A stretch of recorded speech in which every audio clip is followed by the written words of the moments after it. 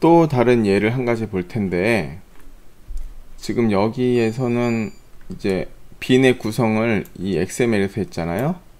그런데 그래서 XML에서 찾는 게 이제 클래스 패스 XML 애플리케이션 컨텍스트라는 게 있는데, 빈의 구성을 XML에서 하지 않고 자바에서 구성할 수 있습니다. 이건 스프링 XML에서 구성하는 건 스프링 제일 첫 버전부터 XML에서 구성하는 걸로 시작됐고요. 이제 자바 베이스드 컨피규레이션이라고, 이거를 이제 XML 베이스드 컨피규레이션이라고 그러거든요. 그런데 자바 베이스드 컨피규레이션이 스프링 3부터 나왔습니다. 여기 보시면 애플리케이션 컨텍스트의 구현체가 다른 거예요. 애너테이션 컨피그 애플리케이션 컨텍스트 하고 여기다가 이렇게 클래스를 넣습니다. 이 클래스는 이제 앱 컨피그 이렇게 했고, 여기다가 컨피규레이션이라는 애너테이션을 붙이고, 빈 구성을 아까 XML하고 비교를 해보시면, XML에서 이렇게 빈이라는 태그 안에 아이디랑 클래스를 써서 구성을 했잖아요. 여기서는 자바 컨피규레이션은 이제 자바 위에 컨피규레이션이라는 애너테이션을 붙이고, 여기에다가 빈이라는 애너테이션을 붙입니다. 그 다음에 빈을 이제 리턴 시키는 코드를 갖다 이렇게 넣는 겁니다. 그러면 여기는 요 new 삼성 TV랑 new LG TV를 해갖고 빈을 생성을 합니다. 그리고 요 빈의 아이디가 요 이름이 돼요. 요 메서드 이름. 요걸 씁니다. 그래서 사용하는 방법은, 일단 컨텍스트를 구성을 하면 나머지 사용하는 거는 똑같습니다. XML 베이스나 자바 베이스나. 다만 구성하는 방법만 다르다. 이것도 명확한 장단점이 있는데, 이 XML 베이스로 구성하면 이 XML 한 장에 모든 빈을 다 구성을 할 수가 있거든요. 되게 중앙 집중적이고 길이도 짧습니다. 그런데 여기서 무슨 요 클래스 같은 거를 쓸 때 여기다 오타 같은 거 날 수가 있잖아요. 그런 거 쓰면은 이제 에러가 날 수 있고, 그럴 경우에 또 런타임에서 문제가 생긴다. 그런데 앱 컨피그로 구성을 하면, 이렇게 구성을 하면 이런 것도 오타가 생기면 바로 컴파일 타임에 문제가 생긴지 알 수가 있잖아요. 그래서 요즘은 XML 컨피규레이션보다는 자바 컨피규레이션을 더 선호한다. 그렇습니다. 다음은 컴포넌트 스캔이란 방법이 있는데, XML이나 자바에서 빈들을 구성하지 않고 애너테이션으로 구성하는 방법입니다. 여기 보시면 new class path application context 하고, 이 파일을 보시면요,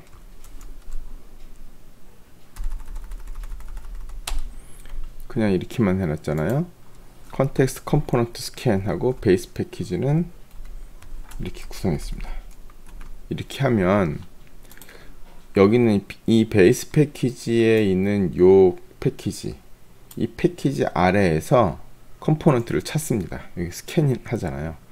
컴포넌트 스캔해가지고 컴포넌트를 구성하는데, 베이스 패키지에서 컴포넌트라는 것으로 정의된 빈들을 생성합니다. 그 베이스 패키지를 가보면 이제 여기 클래스 02잖아요. 여기서 제가 이제 이렇게 구성하는 겁니다. 컴포넌트, 그리고 여기도 컴포넌트 이렇게 해놓으면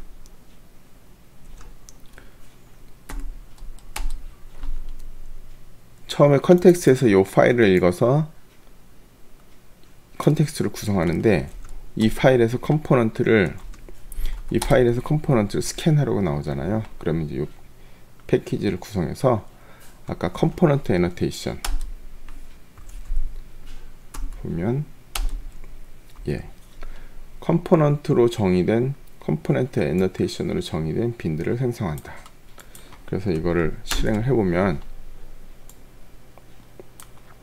이렇게 잘 됩니다.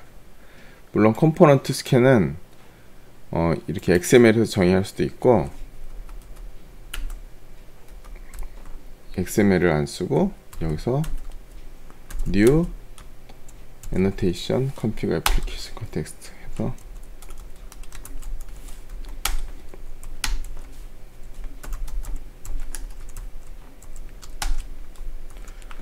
요 as config using component scan이라는 요 클래스 이걸 가보시면 이게 이거거든요.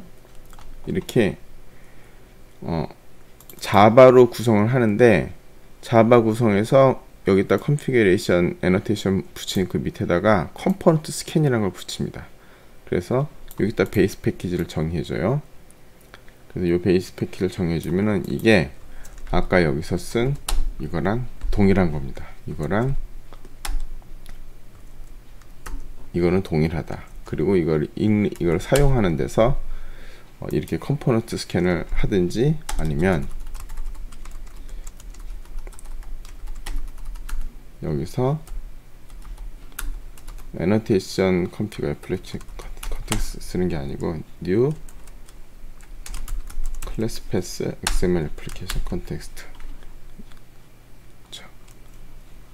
여기서 텍스트 03 XML 이렇게 구성하는 거 똑같다는 겁니다. 이렇게 해놓겠습니다.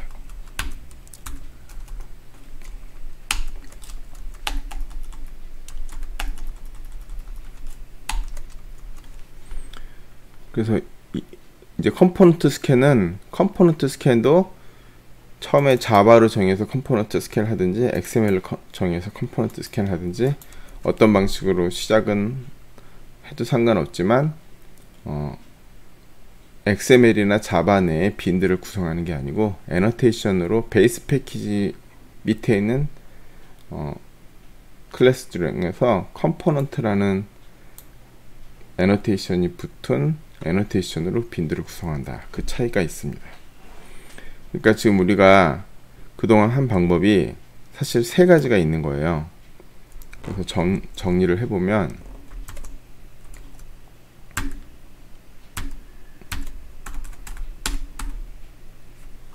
빈을 구성하는 세 가지 방법 해갖고 XML 베이스드 컨피그레이션이 있고 자바 베이스드 컨피그레이션이 있고 빈들을 XML로 구성하고 얘는 간결하고 집중적이지만 오타로 인해 런타임의 구성 실패 가능성이 있고 또 자바 베이스드 컨피그레이션은 빈들을 자바 클래스로 구성하는데 중앙 집중적이고 컴파일 타임의 구성 오류를 찾아내는 장점이 있고 그래서 요즘은 자바 베이스드 컨피그레이션이 많이 씁니다.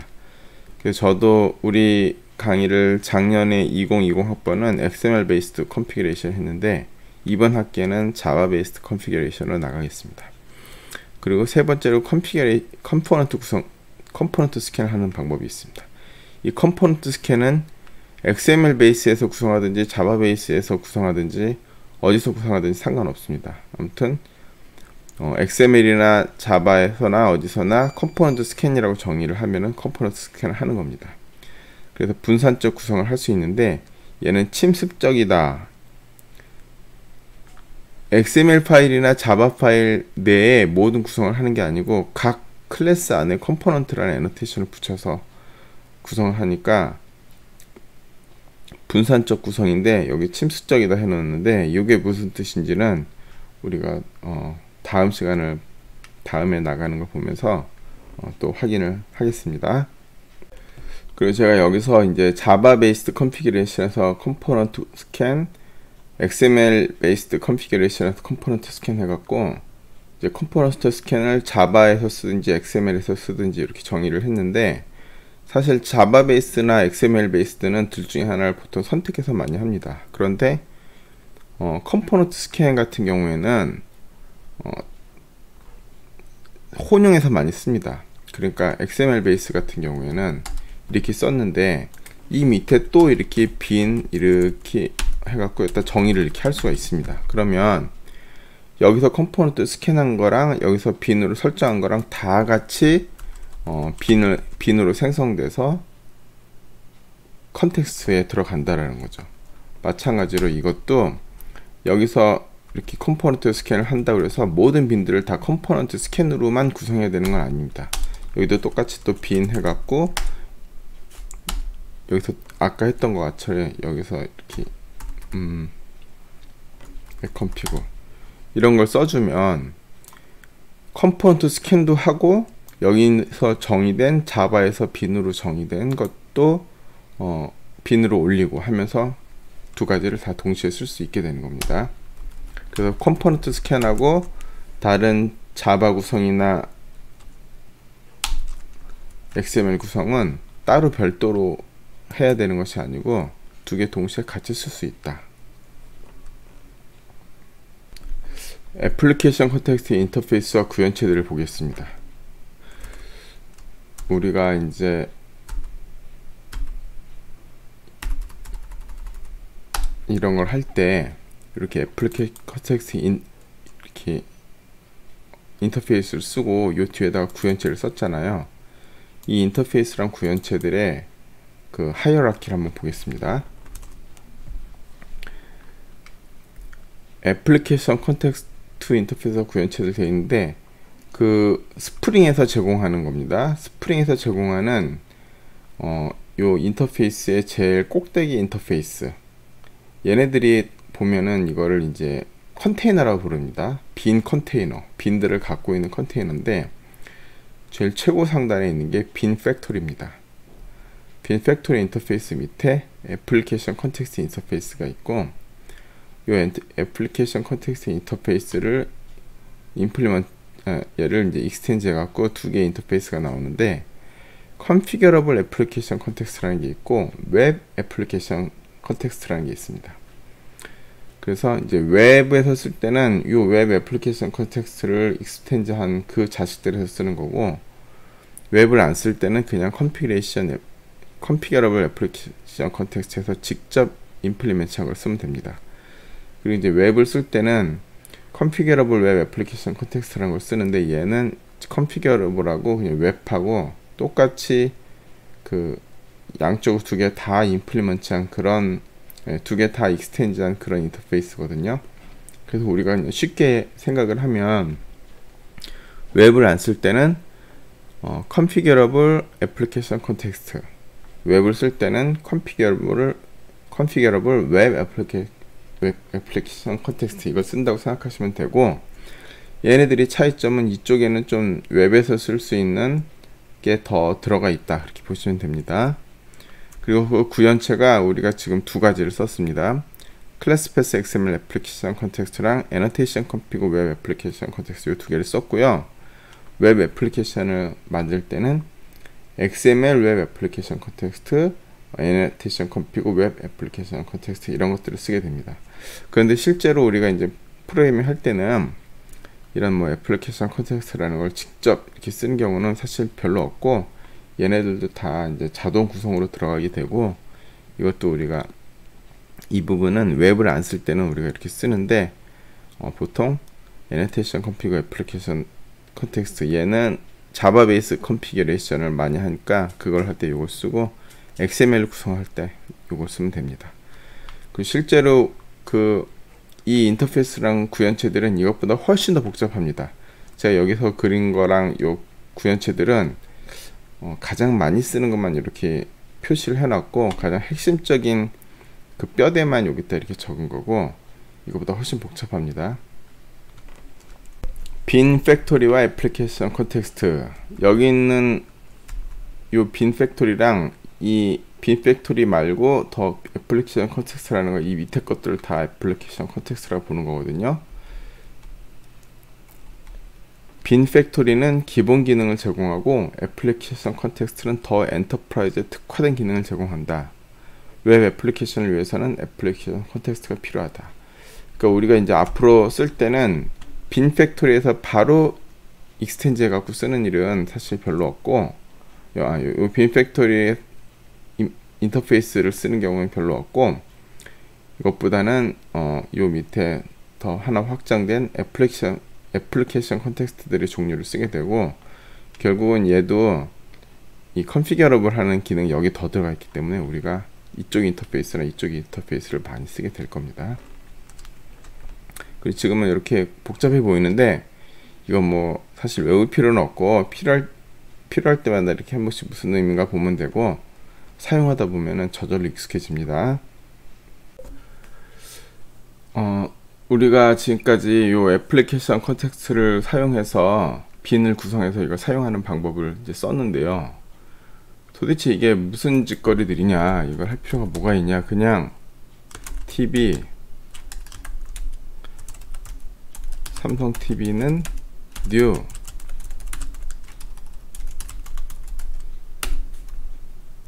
이렇게요.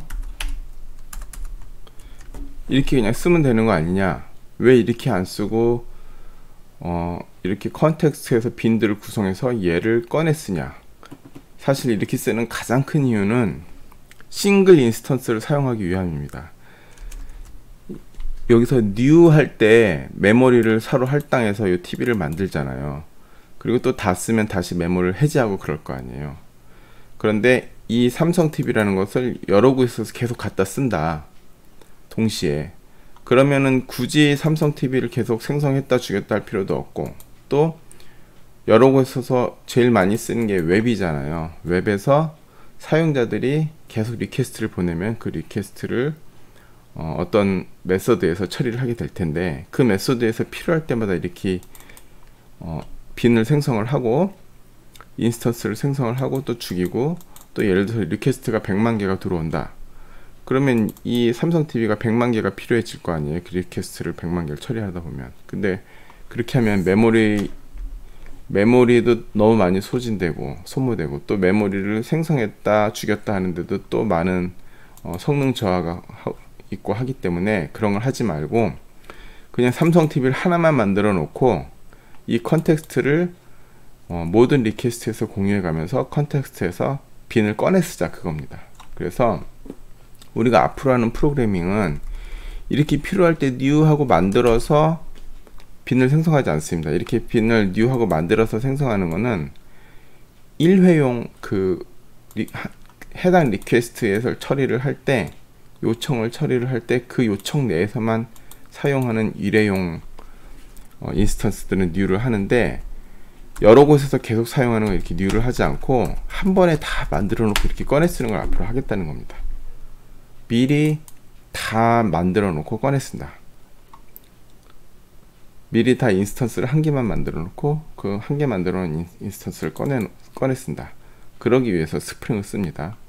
그리고 미리 만들어 놓은 그 빈들을 갖고 있는 게 컨테이너인데, 이제 우리가 IOC 컨테이너라는 말을 쓰는 건데, IOC 컨테이너라는 단어를 왜 쓰는지는 우리가 사용하면서 차근차근 보도록 하겠습니다.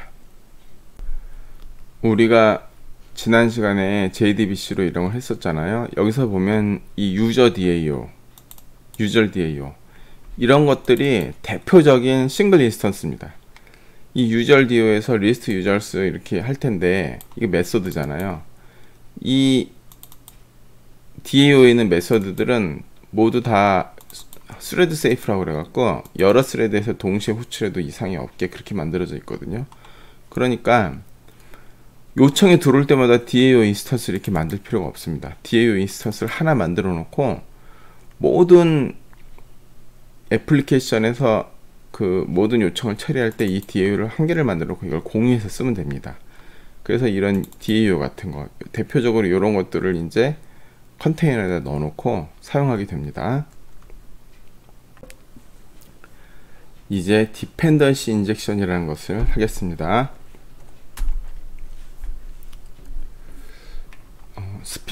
TV 스피커 이그젠플을 할 텐데, 스피커라는 인터페이스가 있고요.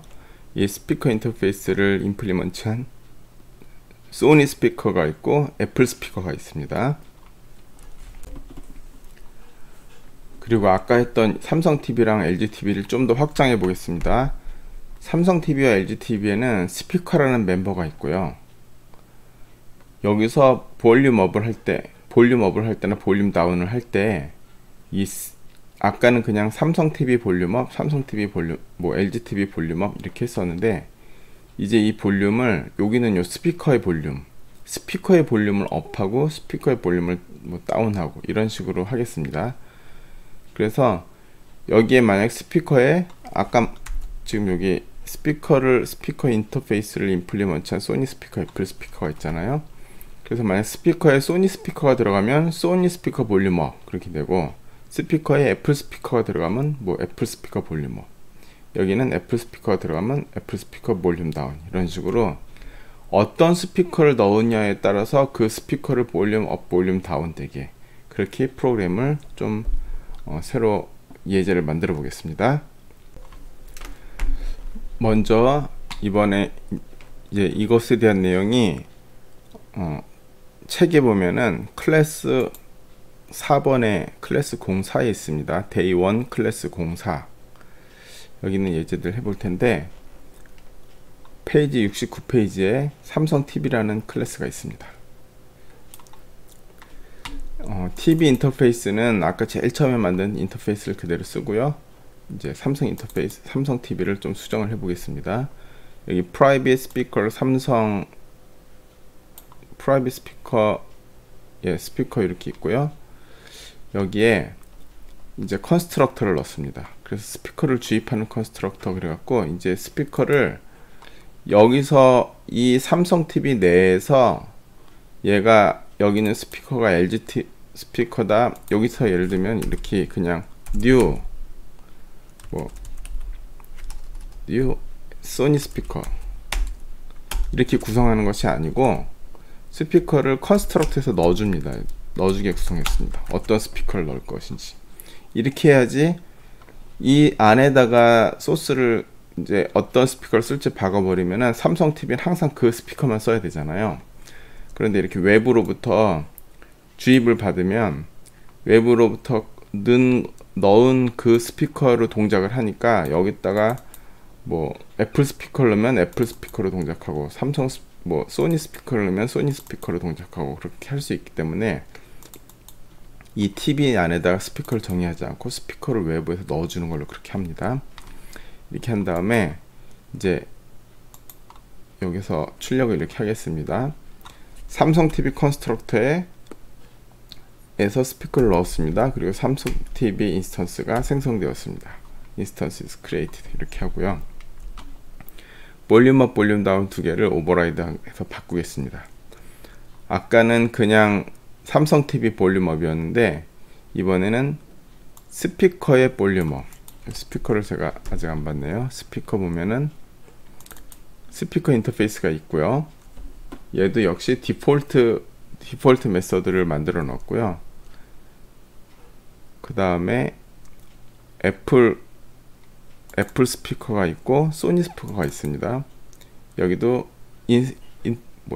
컨스트럭터에서만 뭐 소니 스피커 인스턴스 is created 이렇게 해놓고, 여기 보면 스피커 인터페이스에 볼륨 업하고 볼륨 다운이 있잖아요. 여기서도 디폴트 매스를 정해놓고, 여기에다가 %s하고 요 자리에다가 get 클래스에 get simple name 이렇게 했잖아요. 그러니까 이 스피커를 익스텐즈한 게 소니 스피커다. 그리고 소니 스피커 볼륨업 이렇게 될 거고, 또 애플 스피커다. 그럼 애플 스피커 볼륨업 이렇게 동작을 할 겁니다. 그래서 똑같이 하위 클래스인 소니 스피커나 애플 스피커에서 같은 볼륨업, 볼륨 다운 동작을 하기 때문에 여기다가 디폴트 메서드를 이렇게 만들었습니다. 그 다음에 아까 말씀드린 것처럼 삼성 TV에서 여기 스피커.볼륨업 하면은, 지금 system.out.println 하고 삼성 TV 했으니까 삼성 TV 땡땡 하고, 이 스피커에 애플 스피커를 넣었으면 애플 스피커 볼륨업, 그쵸? 삼성 TV에 볼륨업을 하는데 스피커에 애플 스피커를 넣었으면 삼성 TV 땡땡 애플 스피커 볼륨업, 소니 스피커를 넣었으면 소니 스피커 볼륨업, 그렇게 될 겁니다. 볼륨 다운도 그렇고요. 그리고 이 부분은 소니 스피커, 삼성 TV도 그렇지만 LG TV도 똑같이 구현을 했다. 그쵸? 그래서 LG TV도 보면은 컨스트럭트에서는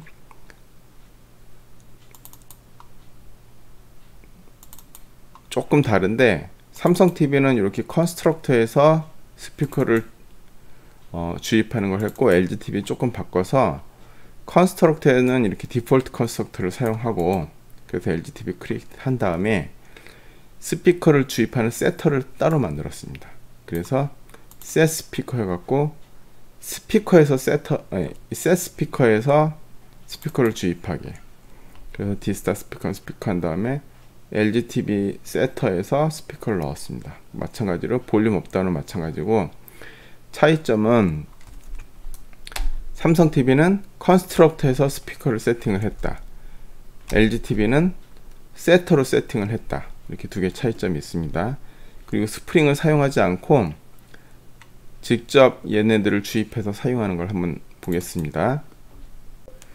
이 TV 유저 예제를 보시면 스피커에 소니 스피커는 뉴 소니 스피커 만들어 놓고, 애플 스피커는 애플 스피커, 이렇게 스피커 두 개를 생성한 다음에 삼성 TV에는 소니 스피커를 놓고 애플 스피커에는 애플 스피커를 넣어 보겠습니다.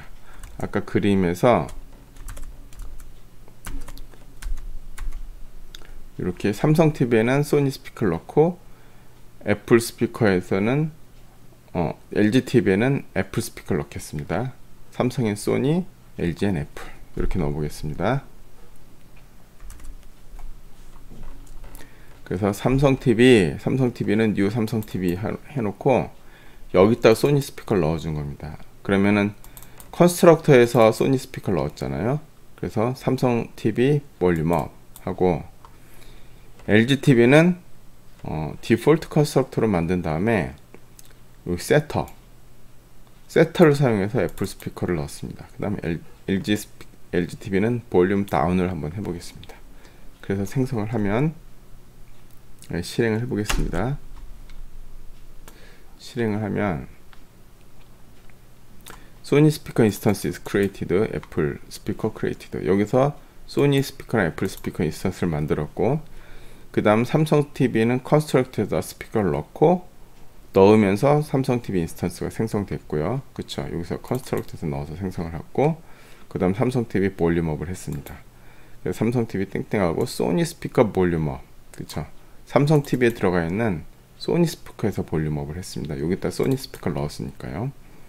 그 다음에 LG TV 인스턴스는 여기서 디폴트 컨스트럭터를 생성을 하고, 이 세터에서 LG TV 세터에서 스피커를 넣었습니다. 여기다 세터에다 스피커를 넣고, 그 다음에 LG TV 땡땡 애플 스피커 볼륨 다운, 여기서는 애플 스피커로 볼륨 다운을 하게, 그렇게 됩니다. 여기에 요점은 뭐냐 하면, 이제 우리가 쓰다 보면은 예를 들어 여기가 애플 스피커를 넣는 겁니다. 이렇게. 그러면은 삼성 TV에 애플 스피커가 들어가서 여기 삼성 TV 볼륨업 하면은 삼성 TV 땡땡, 아까는 여기서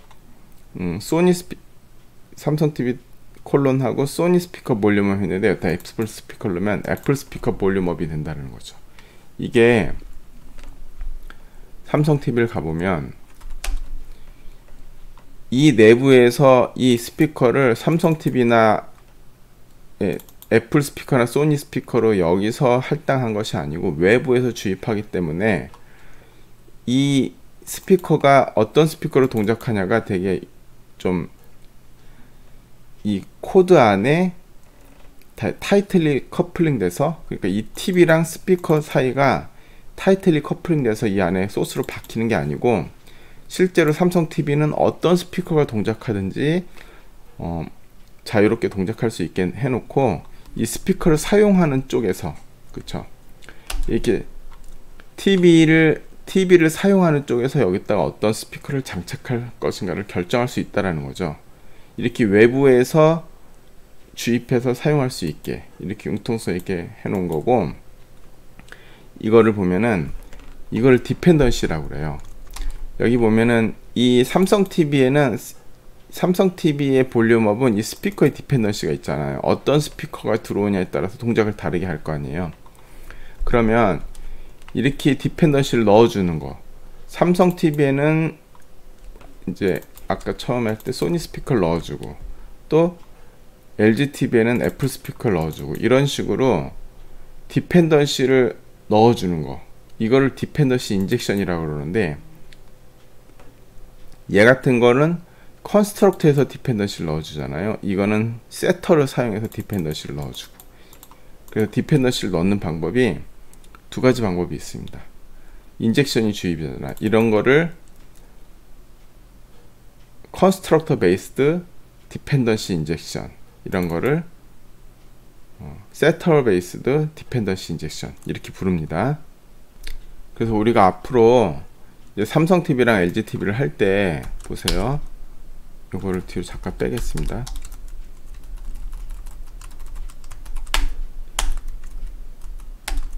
이렇게 해놓으면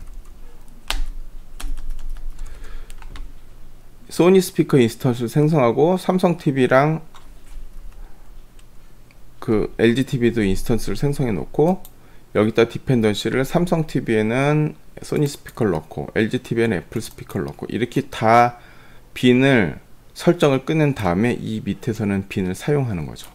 요 윗부분까지는 빈에 대한 설정, 이 밑에부터는 요 이제 메소드를 호출해서 사용하는 건데, 이렇게 설정하는 거, 이것도 보시면 이제 앞으로 우리가 삼성 TV랑 LG TV를 많이 사용하게 될 텐데, 얘를 만들 때마다 이렇게 뉴 해갖고 삼성 TV를 만들고 여기다 디펜던시 인젝션을 하고, LG TV도 이렇게 사용할 때마다 인스턴스를 만들고 이제 이렇게 디펜던시 인젝션을 하고 사용하지 않고, 얘를 미리 다 구성해 놓고 컨테이너에다 넣어 놓고, 이제 이 컨테이너 이름이 우리가 애플리케이션 컨텍스트라고 부르는 겁니다.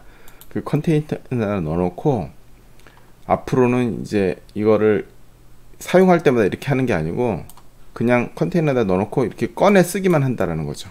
그래서 꺼내 쓰는 거를 컨테이너에다 구성하고 꺼내 쓰는 걸, 그걸 이제 스프링이 컨테이너에 구성하는 걸 제공하는 겁니다. 그래서 요거를 제공하는 걸 한번 보겠습니다.